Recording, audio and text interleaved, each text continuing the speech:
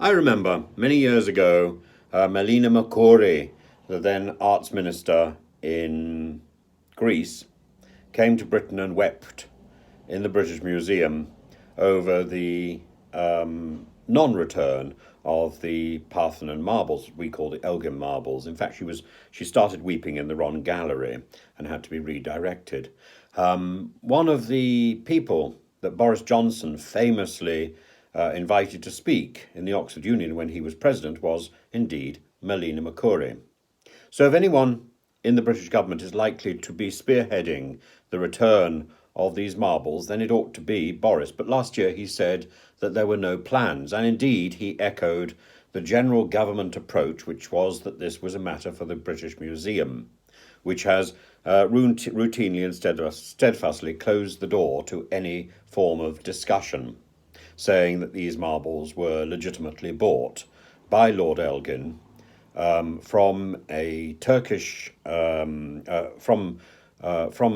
Greece when it was under occupation by Turkey, and they sought permission, and Elgin and Lord Elgin sought permission from the appropriate Turkish authority. One or two of the transport ships which took the marbles from Greece to Britain sank. So although the majority of marbles are in the British Museum now, some of them are lost forever. There was also a scandal about cleaning the marbles or scouring the marbles to make them whiter than they should have been. But it is arguably true that had the marbles remained where they were at a time of war, they would probably not have survived as well as they have done. And therefore, Elgin probably did Greece and Britain a favour.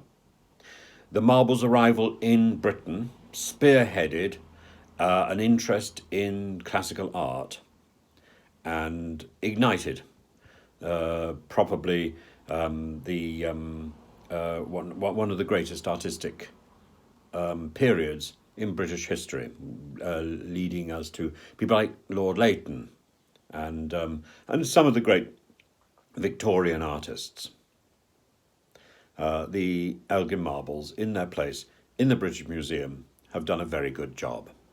However, I think now that Athens has got its own museum, constructed and bought at a serious price. I remember people in Athens, old people, being thrown out of their houses and being promised some form of compensation. I certainly remember one person who died before that compensation was even arranged. So at great price, at great personal cost, that museum was built in Greece overlooking the Akropolis.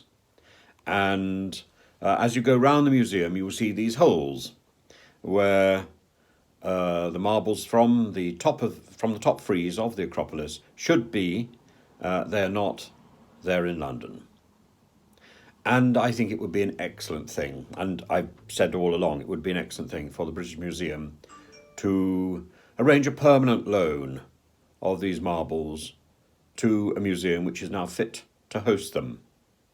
It wouldn't be a formal repatriation, but it would be as good as that. And I think that would sort out most of the problems. We need to recognise in Britain that they would never be returned. There are two events which make the present discussions so obvious and so necessary. The first is the repatriation of the Benin bronzes to Nigeria by German museums. And the second is a completely shocking story about the Institute of Digital Archaeology based in Oxford, which itself would like to see the repatriation of the marbles, but went to the Elgin Gallery in the British Museum and took 3D photographs, 3D imagery of those sculptures it could reasonably reach. But some of the sculptures are a little too high, and the Institute said that it would need a ladder. That ladder was not forthcoming. Permission was denied. Now, with these 3D photographs, with this 3D imagery, it would be possible, the Institute of Digital Archaeology points out, it would be possible to use a robot sculptor and to produce a replica of the marbles to within a sub-millimeter of accuracy of the original. So almost a perfect reproduction. And yet the British Museum did not facilitate this and didn't allow this. Boo to the British Museum.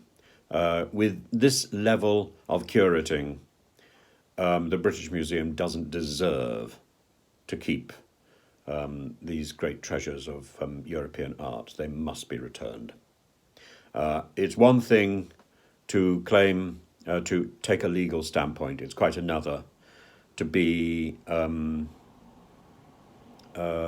withhold the art and history, and to posture in such a silly in such a silly schoolboyish way. This is behaving in like a schoolboy bully, and the British Museum needs to be slapped down for its attitude. And I, for one, would very, very much enjoy seeing those marbles return to their rightful place. And the British Museum is responsible for that.